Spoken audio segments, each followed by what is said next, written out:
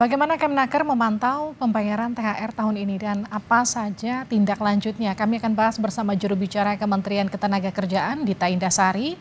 Bergabung juga Mirah Sumirat, Presiden Asosiasi Serikat Pekerja Indonesia. Selamat malam Mbak Dita, selamat malam Mbak Mirah. Malam Mbak Livi, selamat malam Mbak Dita. Selamat malam Mbak Diki. Halo Mbak Mira. Saya ke Mbak Dita dulu ya Mbak Mirah ya. Mbak Dita, tahun lalu ada 1.558 aduan, ini koreksi saya kalau datanya salah. Ada 124 aduan yang kabarnya tidak dapat ditindaklanjuti karena persoalan data yang tidak terverifikasi. Denda bagi perusahaan tahun lalu diberlakukan seperti apa Mbak dan apa bedanya dengan skema sekarang? Ya, jadi yang tidak, ini saya klasifikasi pengaduan untuk tahun 2023 yang masuk ke posko THR kami, itu ada 3 kategori. Satu, THR tidak dibayar, jadi memang perusahaan tidak bisa atau tidak mau membayar THR, atau ada THR yang dibayar tapi tidak sesuai dengan ketentuan, itu karena jumlahnya yang kurang atau waktunya yang tidak cocok, tidak sesuai dengan aturan, tidak H-7, atau ada juga yang kategori terlambat dibayar, yang ini bisa kita kenakan denda 5%. Nah, itu kategori pengaduan yang masuk ke kami. Tapi ada juga kategori konsultasi. Jadi pekerja datang untuk berkonsultasi kepada kita. Nah, dari pengaduan dan konsultasi itu ada yang memang tidak bisa kita tindak lanjuti karena data-data tidak lengkap. Jadi ketika pekerja mengadu, mereka tidak secara detail mengungkapkan nama perusahaan, atau kalau ada nama perusahaan tapi lokasinya di mana, nomor teleponnya mana, identitas pemiliknya siapa, atau direksinya siapa yang bisa kami hubungi, sehingga itu tidak bisa kita tindak lanjuti. Yang kedua yang juga tidak bisa kita tindak lanjuti, yang 124 itu adalah karena pengaduan itu yang diadukan adalah penyelenggara negara atau kementerian dan lembaga lain yang memang itu bukan ranah dari SE THR tahun 2023 dan 2024. Jadi kita tidak bisa lanjuti itu karena itu ranah yang berbeda penyelenggara negara. Dan yang terakhir juga karena yang diadukan itu adalah konsulat asing, lembaga-lembaga yang beroperasi di level asing, ya kedutaan atau institusi-institusi asing. Itu Oke. memang juga kita tidak bisa mengakses untuk menyelesaikan. Mbak Dita, sekarang kan ada denda 5% yang berlaku kalau perusahaan mencicil atau bahkan telat tidak membayar. Telat itu artinya mendekati kurang dari 7 hari begitu ya. Bagaimana kalau perusahaan keuangannya dalam Iya. kesulitan Mbak Dita? Apakah kemudian harus mengajukan perjanjian atau aturannya akan seperti apa? Iya, jadi perusahaan yang memang mengalami kesulitan keuangan, mereka bisa juga mendatangi posko THR Kemnaker ini. Jadi posko THR ini adalah posko yang didirikan bukan hanya untuk pekerja, meskipun tentu pengaduan terbesar 90% dari pekerja, tapi juga untuk pengusaha, khususnya menengah ke bawah yang memang tidak mampu. Syaratnya mereka bisa mengadukan dan menyatakan diri tidak mampu adalah yang pertama membawa bukti laporan keuangan. Jadi harus ada secara definitif laporan keuangan yang memang bisa kita verifikasi untuk ketidakmampuan itu. Yang kedua adalah membawa bukti bahwa mereka sudah berkomunikasi dengan teman-teman pekerja di perusahaannya masing-masing untuk menyampaikan situasi mereka yang sedang tidak baik-baik saja itu. Jadi Oke. kalau 2 hal itu dibawa ke kami, kita verifikasi, kalau perlu kita panggil juga teman-teman pekerjanya untuk menjembatani. Baik, saya Itu ke boleh. Baik, saya ke Mbak Mira, Mbak Dita. Mbak Mira, kalau denda 5% yang diterapkan Kemnaker menurut Anda ini cukup jadi katakanlah cukup jadi ancaman bagi perusahaan untuk mematuhi ketentuan untuk memberikan THR? Ya, sebelum saya menjawab pertanyaan Mbak Livi, yang pertama memang setiap tahun kan selalu ya Kementerian Tenaga Kerja mengimbau untuk kepada seluruh perusahaan, pengusaha melakukan pembayaran THR.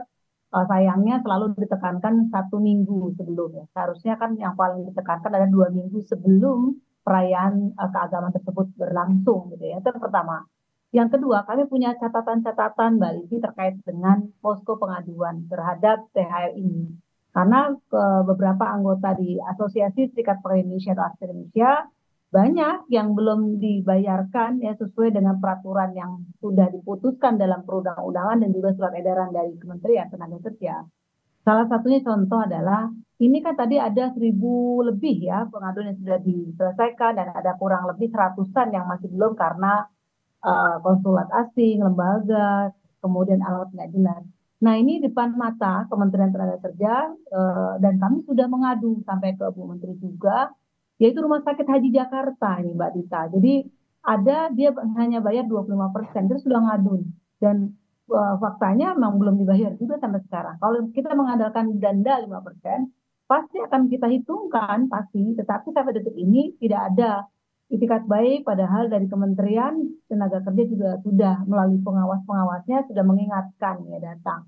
Harapan saya bukan hanya denda Mbak Livi, tetapi sanksi yang betul-betul tegas gitu loh. Kalau bisa ada ya penutupan lah. Mungkin kalau penutupan pemerintah juga akan apa namanya serba salah gitu ya.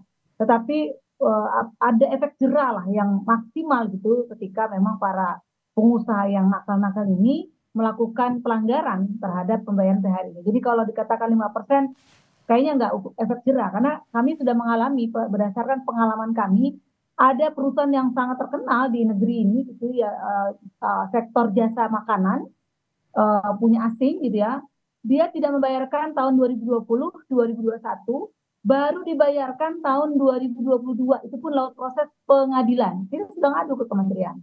Tapi kan nggak ngaruh juga. Lalu kemudian rumah sakit haji, kawan-kawan serikat pekerja rumah sakit haji Jakarta, itu saya jelas ngomong kayak gini, hanya dibayarkan 25% sejak tahun 2022 yang lalu.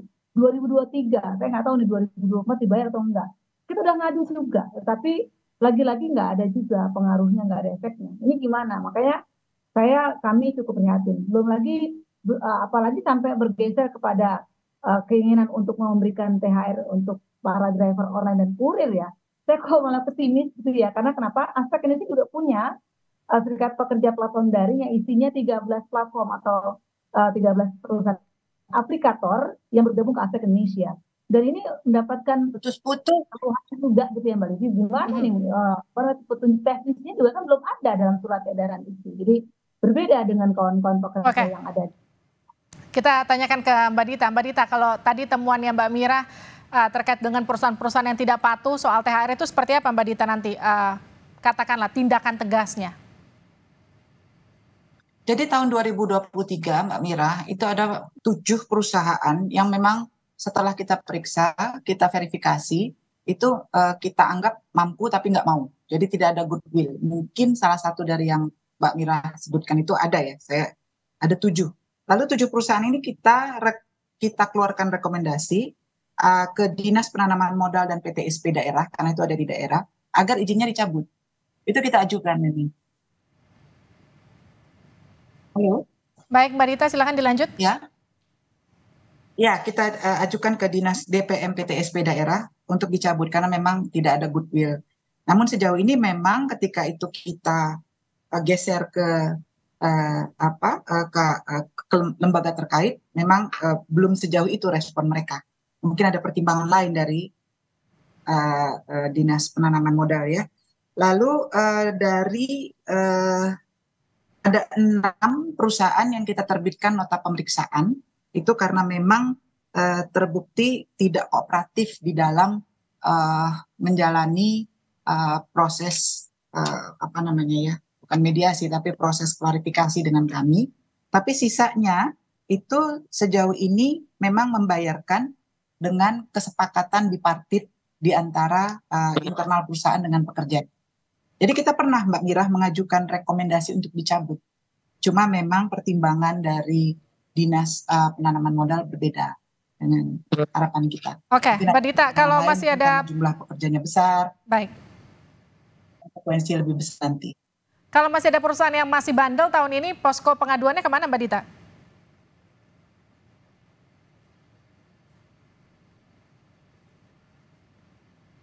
Putus-putus, saya nggak dengar. Mbak Dita, soal posko pengaduan untuk perusahaan-perusahaan yang masih bandel tahun ini kemana? Ya, posko pengaduan dengan surat edaran menteri itu, kita juga berharap gubernur dan bupati membuka posko pengaduan di dinas tenaga kerjanya masing-masing, supaya pemantauan dan sharing beban itu bisa lebih luas ya. Di Kemnaker tentu di kantor Kemnaker Pusat, Jalan Gatot Subroto nomor 51. Kalau mengadu secara online atau konsultasi online itu di www.kemnaker posko THR kemnaker.go.id. Baik, Mbak Mira, ada Hari juga ini sudah ada yang konsultasi 12. Sudah ada yang konsultasi, Mbak? Sudah 12. Itu terkait apa? Karena memang belum jadwalnya pembagian THR kan sekarang? Kan posko. Ya, jadi mereka ingin tahu kalau saya statusnya PKWT, lalu hak saya atas THR berapa, bagaimana, kapan. Jadi lebih ke minta informasi dan penjelasan. Baik, pertanyaan yang sama untuk ke Mbak Mira. Mbak Mira, jadi apakah kemudian Anda dan juga kawan-kawan membuka posko, mengadvokasi para pengadu, kemudian mewadahi mereka untuk ke Kemnaker atau seperti apa Mbak Mira? Ya, yang kalau dikatakan mengadvokasi, pasti kami mengadvokasi karena memang itu bagian tugas kewajiban kami sebagai federasi yang menaungi mereka. Jadi bukan hanya anggota yang berafiliasi kepada aspek, kami juga menerima kawan-kawan yang bukan anggota aspek dan akan kami sampaikan aspirasi mereka kepada kawan-kawan di Kementerian Tenagakerja termasuk di Mbak Dita. Itu yang pertama. Tetapi yang paling penting nih Mbak Dita dan juga kawan-kawan Kementerian Tenagakerja, Mbak Livi, persoalannya adalah ini perusahaan-perusahaan oknum pengusaha-pengusaha ini dia mem-PHK di jelang-jelang mau Ramadan, menjelang hari raya itu di PHK tuh. Dan kemudian pada saat di hari raya dia open rekrutmen kembali dengan status yang berbeda dengan kontrak dan outsourcing. Ini yang juga perlu dijadikan catatan sangat penting dari pemerintah dalam hal ini.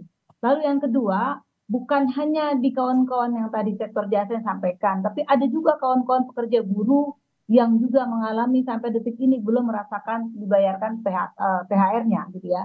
Karena mereka dianggapnya masih kontrak itu Mbak Dita. Jadi kontrak ternyata mereka nggak dapat. Pada saat kontrak sudah mau habis di bulan Ramadan diselesaikan gitu.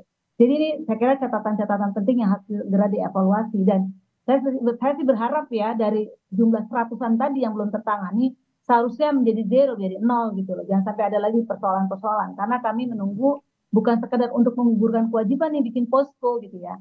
Artinya kawan-kawan ini justru pengen bagaimana pemerintah untuk menuntaskan bukan hanya posko yang dibuat. Gitu Mbak Livi. Baik, bagaimana Mbak Dita? Ya, terima kasih Mbak Mira, masukannya memang betul. Ini bukan sekedar menggugurkan kewajiban karena kita tahu dengan naiknya harga barang-barang ya menjelang Lebaran dan puasa ini THR itu jadi butuh sekali. Jadi sekali lagi kami minta agar kami sedang memediasi beberapa kasus nih, Mbak Mira dan Mbak Livi. Kami berusaha agar dalam proses mediasi ini, sebelum mereka ter-PHK, kalau memang sudah tidak bisa terhindarkan PHK-nya, THR-nya dibayarkan. Itu salah satu upaya kami dalam proses mediasi beberapa kasus PHK saat ini, kalau memang PHK-nya tidak terhindarkan. Yang kedua, kami minta juga teman-teman pekerja ketika melaporkan, mengadukan haknya atas THR, ini tolong yang lengkap data-datanya supaya kami bisa verifikasi dan validasi. Jadi kita pun ketika dorong dinas-dinas untuk merespon itu di tingkat daerah, itu bisa cepat. Memantaunya bahkan bisa kita datangi kalau memang secara data-data lengkap. Kemarin itu yang 124 yang tidak ditangani itu memang sebagian terbesar karena data-datanya kurang lengkap. Jadi kita tidak bisa tindak lanjut ke daerah ataupun turun langsung. Baik, terima kasih Mbak Dita, terima kasih juga Mbak Mira. Tentu harapannya semoga angka pelanggaran pembayaran THR itu menurun dibandingkan dengan tahun lalu. Dan juga nanti setiap ada masalah juga bisa ditemukan titik terang dan juga solusinya. Terima kasih telah bergabung di Sapa Indonesia Malam, sehat-sehat selalu.